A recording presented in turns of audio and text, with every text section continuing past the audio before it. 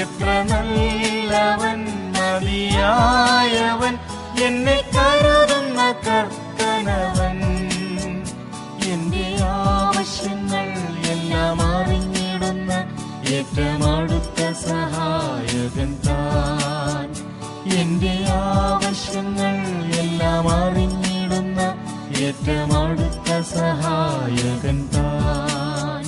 ദൈവകൃപയിൽ ഞാൻ ആശ്രയിച്ച് അവൻ വഴി